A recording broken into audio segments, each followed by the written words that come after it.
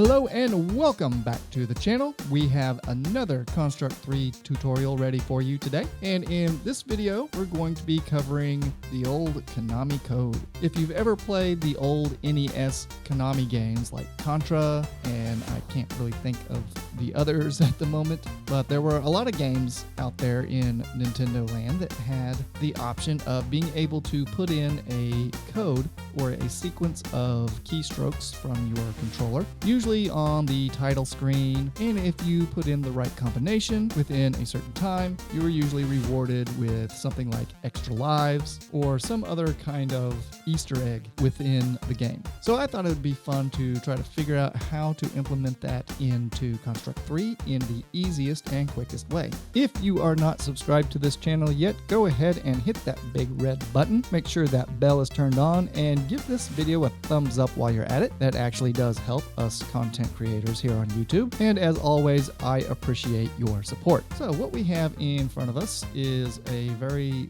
blank, bland looking game screen. The only thing here is this red square, and if I type in the code correctly, it should turn to green. So the old Konami code that I remember you would put in on the Nintendo controller was up, up, down, down, left, right, BA, start. So I came up with my own. On the keyboard, I'm using the arrow keys, and I'm going to make it up, up, down, down, left, right, space, space, enter. So I'm going to go ahead and push that in. Up, up, down, down, left, right, space, space, enter. And there it is. It turned green. I set up a way to reset it, so it's back to red. So now I can type in any combination of keys, and I'm just pushing random keys all over the keyboard, and absolutely nothing is happening. But if I start the code, up, up, down, down, left, right, space, space, enter. There we go. So there's a little bit of functionality to program in, but the rest is pretty straightforward and easy. And the part that I like the most about this project is we get to use arrays, or an array. We'll just use one-dimensional array to store all of our keystrokes in. And if this is something you're looking to put into your project, the outcome of entering the correct code could result in anything you want. So let's get started. So I have a brand new Construct 3 project open. I set it at 1920 by 1080 and HD resolution. And once you create that and you have this screen, yours probably won't look like mine and might have some different colors. That's just some personal preferences I've set up in the settings. But one thing I like to do, if I'm not going to use all this extra layout space, I like to tidy it up and constrict it to the 1920 by 1080 viewport size. So I'm going to do that now. If we click on the layout over in the properties under view, we have viewport size 1920 by 1080. I'm going to highlight that, Control C to copy. Click on the layout again, come up to the size, highlight that, Control V to paste. And then when we click on the layout, we now have a new layout size. And I can zoom in here. And this is all we're going to be dealing with here. Also, if you are new to Construct 3, once you create a project, just because you gave it a project name, does not mean that it is saved anywhere. So you will want to click on this disk icon, and once you do so, you will be prompted to give your file a name and save it in a folder where you know where it is. So go ahead and save your project, and I will do the same. Okay, so we're going to have a total of 3 objects in this game, and only one of them is going to be a sprite. So let's go ahead and create that. I'm just going to double click anywhere in the layout and scroll down and click on sprite. Let's insert that. I'll place it. And by default, the sprite is 250 by 250. I'm going to keep it that way. And I'm going to get a nice bright red color and then the paint bucket tool and fill in the square. And then let's take our origin point and make sure it's just right in the middle. Okay. I'm going to exit out of that. And with that still selected, over in the properties, let's rename this. I'm going to call it Game OBJ. And for the position, it doesn't really matter. I'm just going to kind of eyeball it somewhere near the middle is good. Another thing I personally don't care for is this gray background. The first layer that we're given is called layer 0 by default. When you click on it, it brings up the properties, and it is the only layer that is a solid color by default. If I check this box transparent, that gray disappears. But then it'll be just a solid black background. If that's what you want, fine. I am going to uncheck it And I'm going to click on the gray box, and I'm just going to make it darker. So I have a really dark gray. And if we play, there we have a dark gray background with a red square in the middle. So just some things you can do to personalize your project when starting up in Construct 3. Let's head over to the event sheet. And to start things off, I'm going to create a group. So right click and add group. I'm going to call this group keystroke detection. So I'm going to start by discussing how this is going to get set up. Just kind of brainstorm what we want to happen. I'm going to use our red square, the game object, to hold our information. So when the player is entering a code, I'm going to need to know that that player is entering the code so that we can detect it, because we're not always going to be wanting to detect the keystrokes. So I'm going to create an instance variable on the game object that tells us whether code is being entered or not being entered. So select the game object. Let's go over to instance variables, edit instance variables, and add a new one. And I'm going to call this entering code. And the type I'm going to change to a Boolean. So it's true or false. Hit OK. And then let's go back to the event sheet and do something with our new variable. So let's add an event to keystroke detection group. Double click on our game object. And I'm going to type in Boolean. And it brings up is Boolean instance variable set. Double click on that. And that's the only variable we have. So that is the one we want, entering code. So now we have a check to see whether that variable is true or false. I want to set up some code to check once they are entering code and if they're not entering code. Because when they're not entering code, I'm going to want to reset things so that they can start over when trying to enter the special code. So with this whole block highlighted, I'm going to hold Control and C on the keyboard and then Control V to paste. So now I have two checks here. I'm going to highlight the top one and hit I on the keyboard, and that puts an X in front of it. So now we can check if the Boolean variable is false and if the Boolean variable is true. All right, so once they start entering the correct code, that up, up, down, down, left, right, space, space, enter. That's the code I'm using for this example. Once we get this made, you'll be able to make the code whatever you want, and it'll be easy to change it to whatever you want. But whatever the first key of your combination, your code combination is what's going to start the check. When we are in the state of not entering the code, that's when we want to check to see if that first key has been pressed. And once it is, then we can go to the next event that says, oh, they are entering the code, and then we'll run some more of our own code. So let's highlight this top event, the not entering code, and press B on the keyboard to create a sub event. And I'm going to check to see if that first key is pressed. But to do so, we're going to need to access our keyboard. To access the keyboard, we need the keyboard object. Over in the project panel, if we right click on the object types folder, we can add new object type and type in keyboard and double click to add that. So now we can access it. So let's double click on this sub event and go get that keyboard object and on key pressed. And that is going to be the first key in our predetermined cheat code, which mine is up, because it's up, up, down, down, left, right, and so on. The first key is going to be detected as up. So click to choose. I'm going to hit the up arrow and hit done. So the way we're going to detect the rest of the keys being pressed is we're going to create an array.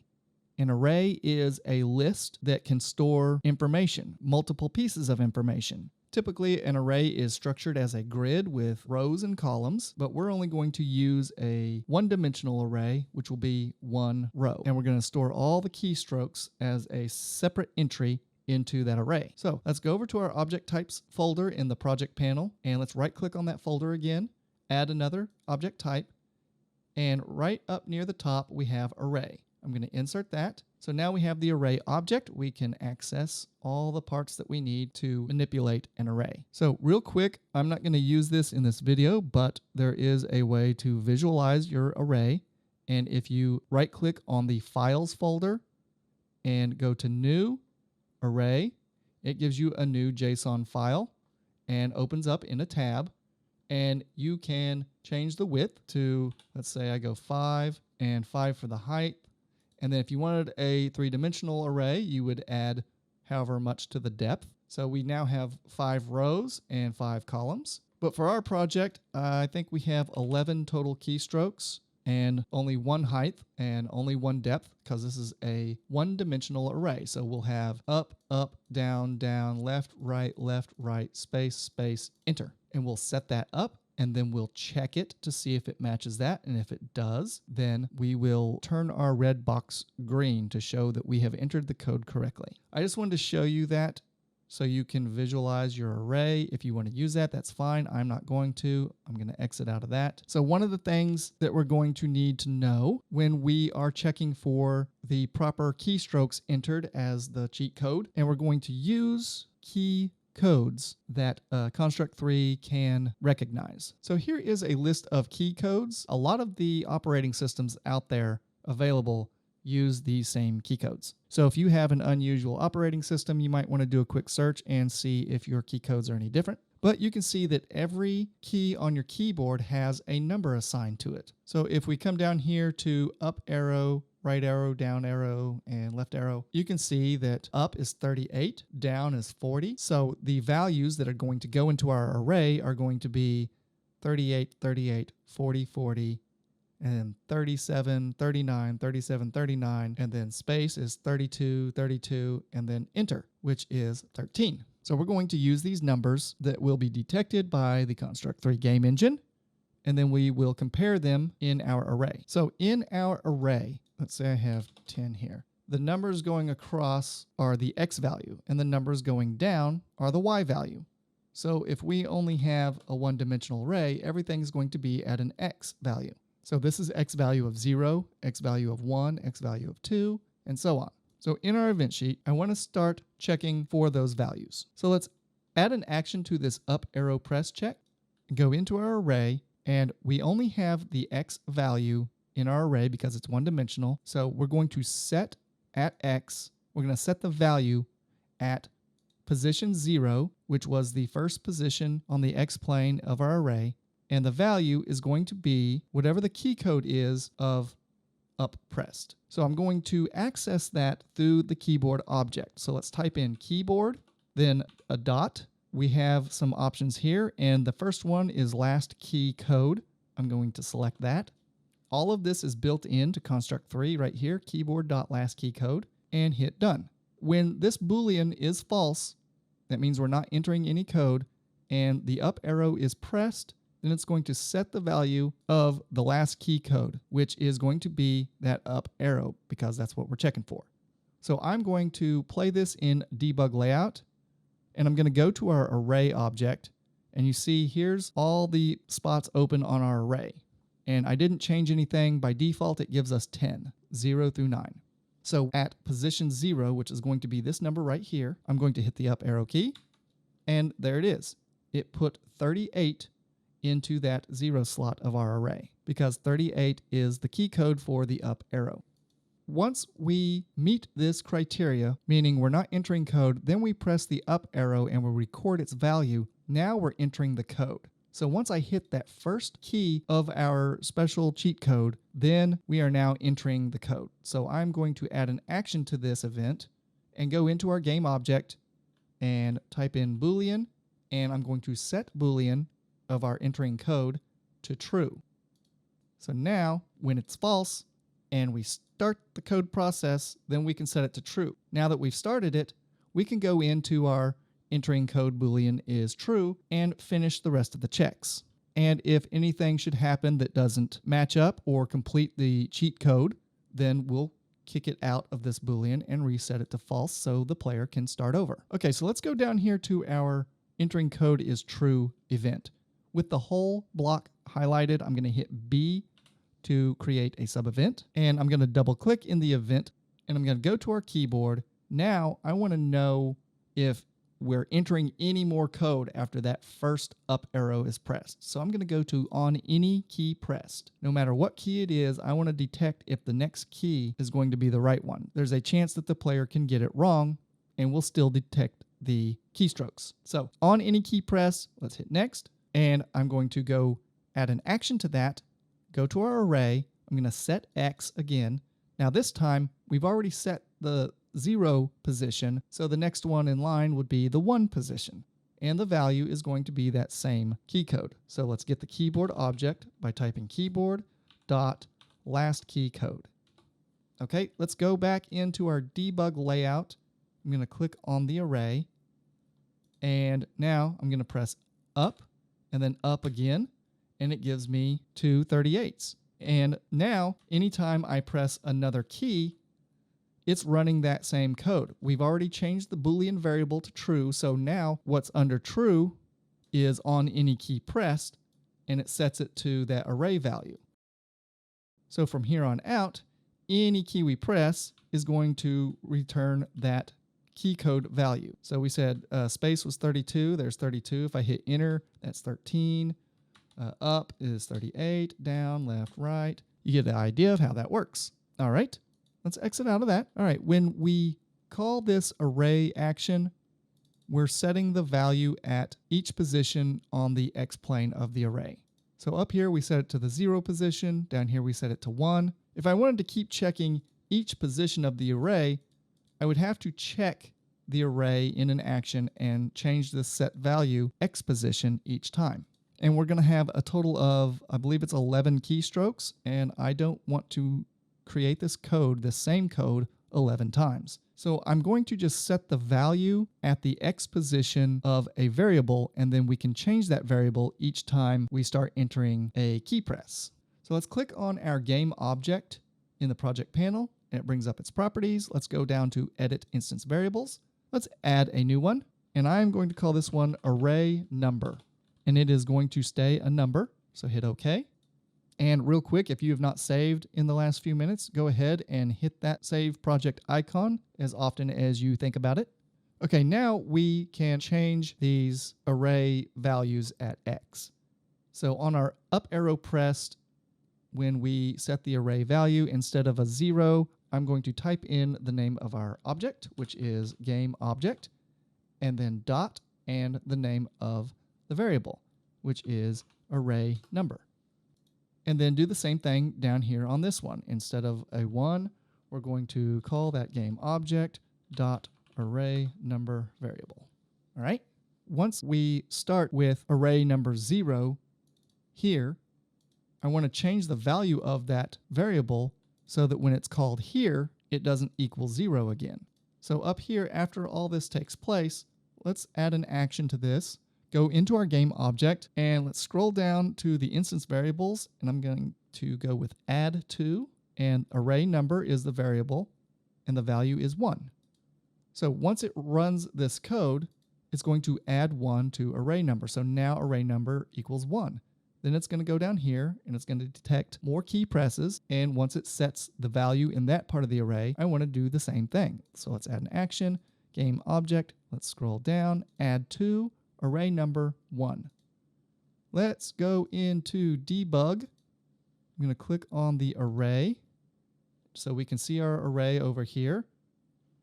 And if I just start pressing keys, I got to press the up arrow key first, and then every time I hit a key after that, it just keeps adding to the next X value in the array. Now, after I insert 10 keystrokes, it's no longer recording because that array number variable, which is in our game object, over here is up to 17. And if I keep hitting buttons or keys, it keeps going up because it's adding 1 every time that code is run. And the code is detecting any key pressed. Okay, so now we don't have to run this whole block of code 11 times. Okay, you might have noticed when we ran the debug and clicked on the array, we have 0 through 9, which is 10 slots that we can insert information. Well, up, up, down, down, left, right, space, space, enter, that's 11 keystrokes. So I'm going to click on the array object in the project panel, come over to the properties, and I'm going to change the width to 11. So now, if we go back into debug, click on array, there we have 0 through 10, which is 11 slots. I can push keys all day long. It will not detect anything until I hit that up arrow key first. And then it starts detecting everything I press after that. Okay, so now we have an opportunity to create a block of code and run it multiple times. And to do that, we use functions. A function can hold however much code you want to put in it, and then you can call that function however many times you want it to run in the rest of your code. So I'm going to store all this information into a function because we're going to call it in this event and then again in this event. I'm going to right click down here in a blank space and go to add function, and I'm going to give it a name, and I'm going to call it key check. I'm going to put my function in a group also to keep things nice and tidy and organized. And not only that, but we're going to create a second function a little later on in this video. In a blank space, let's right click, go to add group, and I'm just going to call this functions. Then I will drag this function into that group. Let's recreate what we check for up here, because when we check for the up arrow press to get things started, we are setting the array value and adding one to array number. Then we come down here and do the same thing. No need to keep repeating code, so let's put that in our function. I'm going to go to add an action to our function, get our array, set the value at x. That value is going to be the variable from our game object, so type in game object dot array number, and the value is going to be from our keyboard object, so keyboard dot last key code. All right, and then let's add an action. Go into our game object. Let's scroll down to add to array number 1. Hit done. So now we have the same code that we have up here. So what I can do is delete this code, delete the array action and the add 1 to array number, and then come down here on our any key pressed event and do the same thing. Delete both of those. So all you should have is up arrow pressed, set entering code to true, which will send us back down to this event. So in order for this code to take place, we have to call this function. So on up arrow press, let's add an action, go to our functions, and let's get our key check function that we just created. And now it's going to call that function. Now I want this code to take place before we kick it out of this Boolean event. So let's click and drag our function to the top of that event so that it is on top. And once it runs the code inside that function, it'll set that Boolean to true, which will make this true, and it will run this code. And I want the same thing to take place. So we can add an action to that block, go into our functions, get our key check function, and now we're set. So now if we go play in debug layout, click on our array object, and then start punching in codes, as long as we hit that up arrow first, anything we press after that gets recorded into our array. All right. Now all we have to do is check to see if the information that we are storing in the array matches what we want it to be. So before we go any further, let's make sure we're hitting that save icon again. I'm going to close up these two groups for now. We're going to come back to them, and I'm going to right click, add another group, and I'm going to call this one checking code. All right, I'm going to move this group, click and drag it up above functions. This is just for visual purposes. All right, so when we are in our array, we have 11 slots here, 0 through 10. We got up, up, down, down, left, right, space, space, and then the last key press will be enter, which will be in that number 10 slot. So when the last key is pressed, I want to check how much of the previous keystrokes are correct. So on our event sheet, I'm going to check for that last key pressed. So let's add an event to our checking code group and go to keyboard and on key pressed. And then when you click to choose, you can press any key, and we have a little drop down menu here. And if you drop that down, you have enter and escape. We want a special character here, and that's going to be enter. So hit OK and done. So now once we know the enter key has been pressed, no matter where we are in that combination of keystrokes, this is when we're going to check the code to see if it's right. So with that block highlighted, hit B on the keyboard to create a sub event. Let's double click on that sub event to go in, and let's grab our array, and I want to compare at x, because we only have the one dimension and it's on the x plane. So compare at x, and I want to check each position of that array. So 0 through 10, all 11 spots. So at x, position 0, and I want to know if it is equal to, and then we're going to check that key code, those key codes that I showed you earlier in the video. So I happen to have them handily written down here, and I know that the up arrow is key code 38.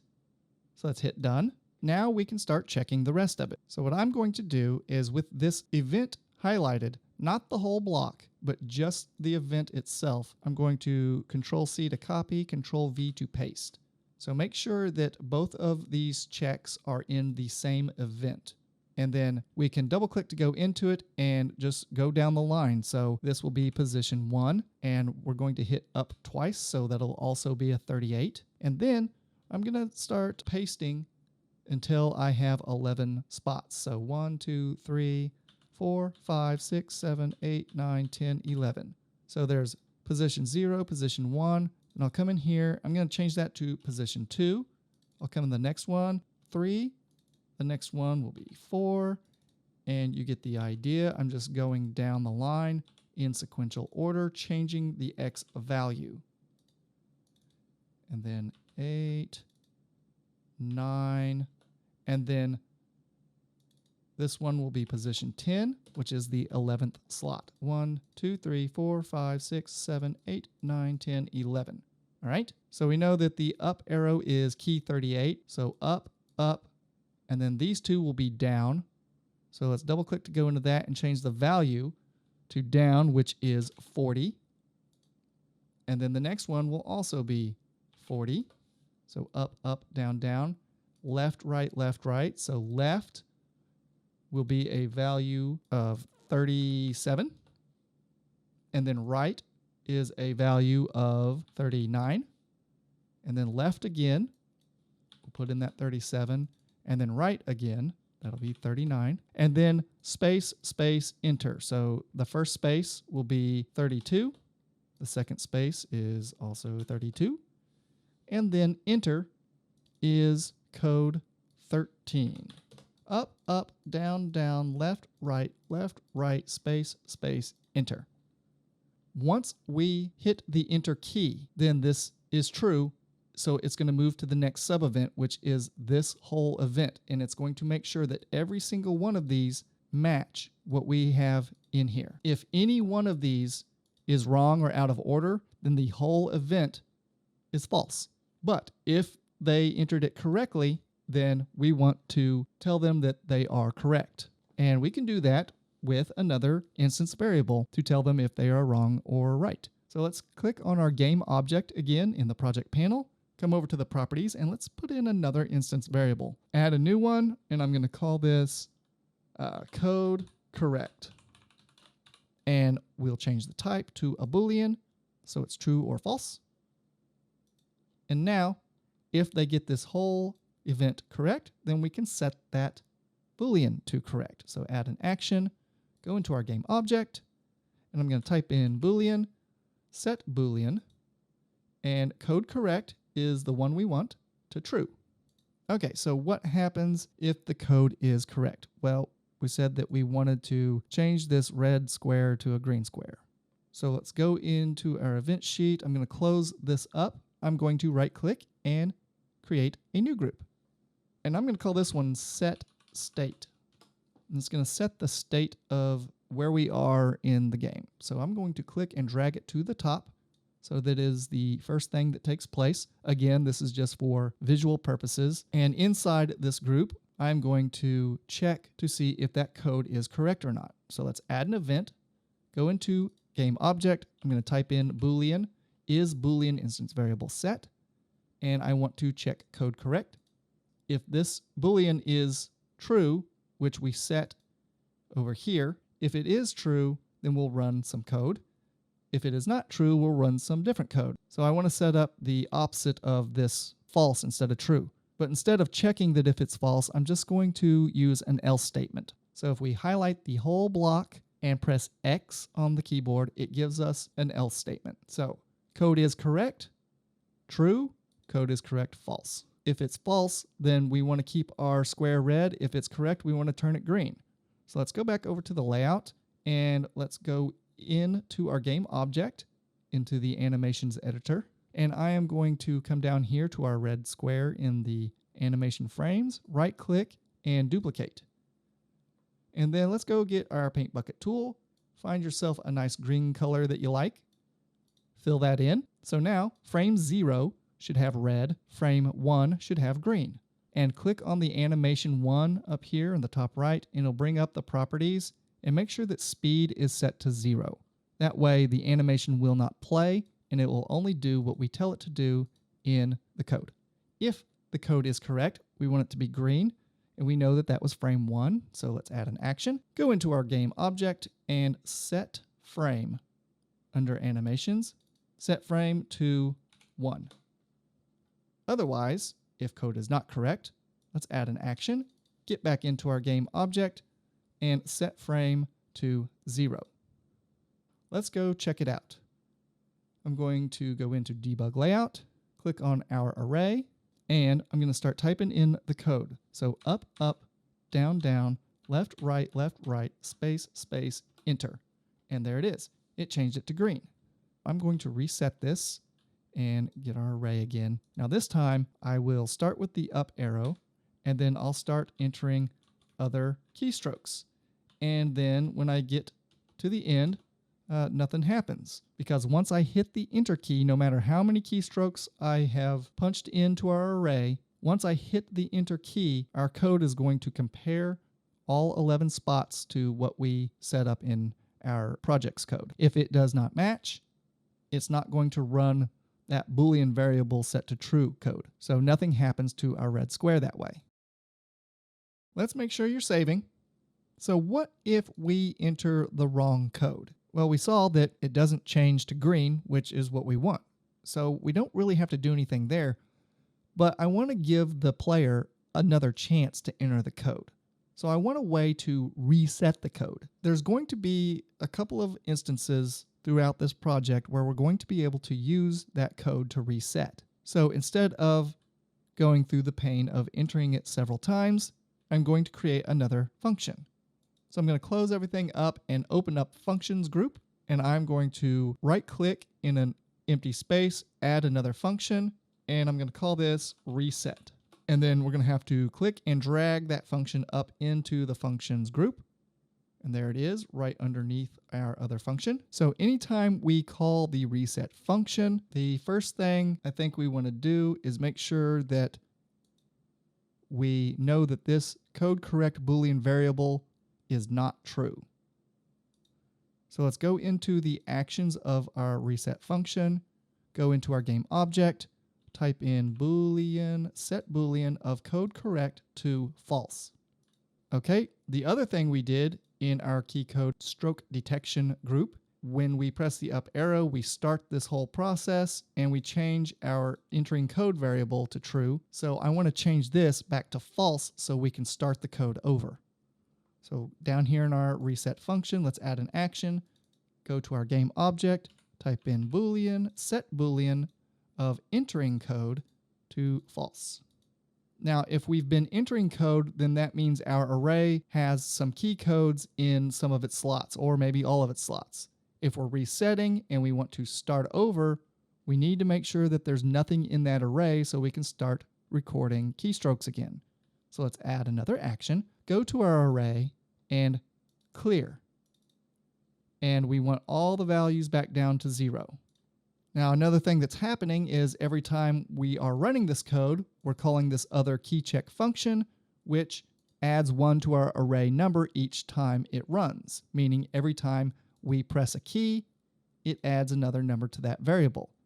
And this is the array number variable in our game object. So we want to reset that as well. So let's add an action to our reset function, go into game object, and this time we'll scroll down and set value of array number to 0. Okay, so where is a good place to call this reset function and reset all our variables? The first place is going to be in our checking code group here. Once we hit enter, we check our array. If it checks out and matches everything, we set that to true. Otherwise, we want to set that to false, and we want to give the player a chance to start over and re-enter their cheat code. And we can do that by using all of these actions to reset everything back to default. So that's what we'll do. Once we press enter, we'll check the array. If it is true, we'll set the code to correct. If it is false, then we'll reset. So highlighting this whole block of code, let's hit X on the keyboard to create an else statement. So if any of these numbers are off, construct 3 is going to skip it and go to the next block, which is this else statement. And then we can add an action to our else statement, go into functions, and call our reset function. Okay? And before we test this, I want to do one more thing. Let's go up here to our set state, and I'm going to give us a debug control. So we don't have to reset or exit out of the game window to reset our values. I'm going to give us a debug control to reset it ourselves. So I'm going to add an event to set state and go to our keyboard, and on key pressed, I'm going to choose the R key because we're not using that anywhere else. So when we press the R button, add an action, let's get that function of reset. So now we can reset it manually if we need to check things. Okay, let's go into our debug layout. I'm going to click on the array so we see what's going on, and I will press in the code, up, up, down, down, left, right, space, space, enter. We get our green square.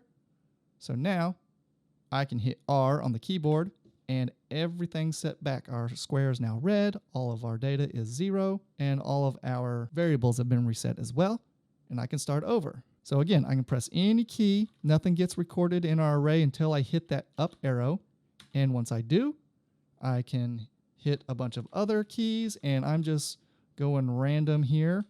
And whenever I hit enter, it reset. It did not change green because it knows that those are the wrong keys in the wrong combination. So it went ahead and it reset everything. So now I can go ahead and do it again. So what if our player is trying to put this code in and gets it wrong? Well, they're not going to have a debug of pressing R to reset, unless you wanted it that way. But I want to give them a chance to not have to do anything special to reset. They can just try again when they know that they've messed up, or if it doesn't work, they can start over with that first up arrow key. So I'm going to exit out of that, and I'm going to close my set state, and I'm going to close up all of these except for the functions. So the method I'm going to use is I'm going to give the player a certain amount of time to enter each keystroke.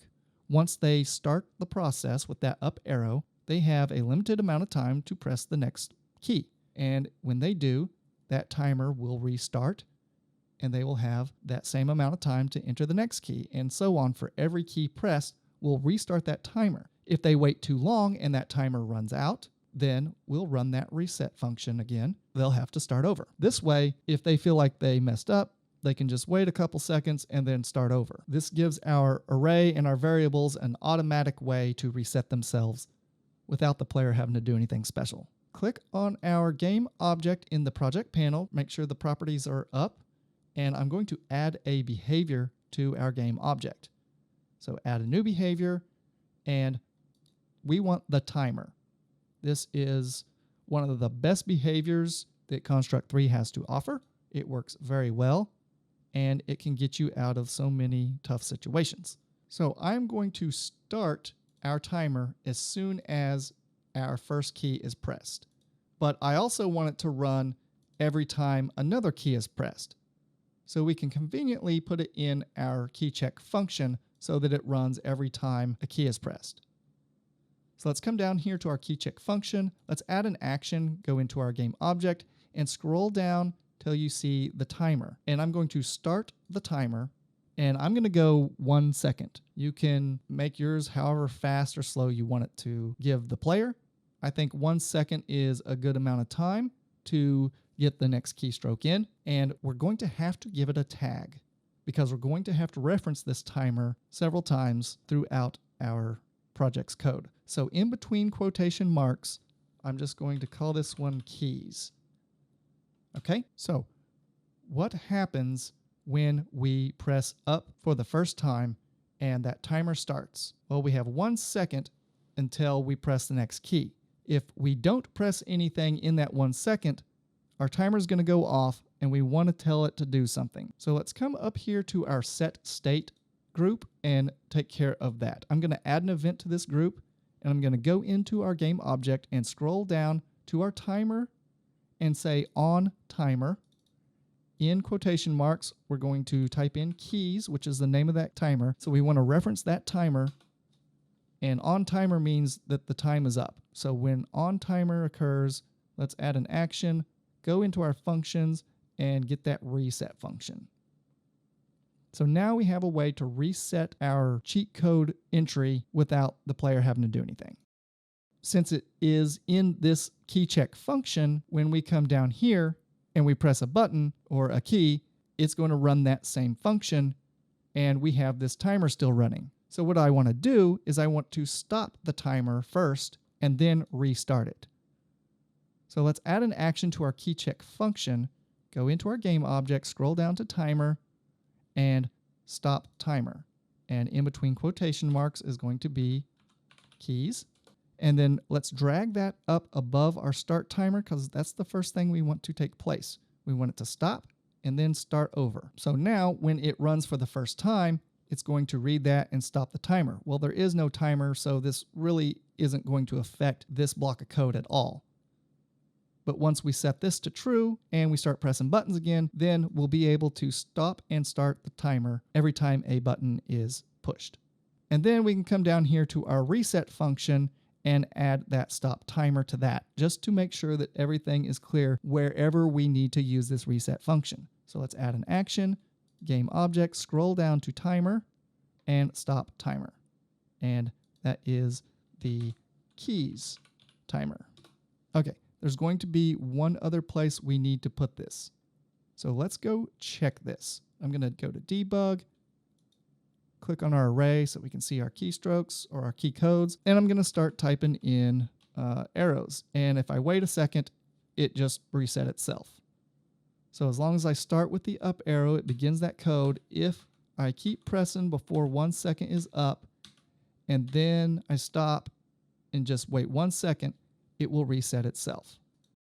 You may or may not need this part for your project. It doesn't look like we need it in this one because it's the timer is restarting itself. But as an extra added layer of protection, if you wanted to, once you hit enter, which is the last key in the combination of our cheat code, then we can just go ahead and stop that timer anyways. So I'm going to add an action to on enter pressed, game object.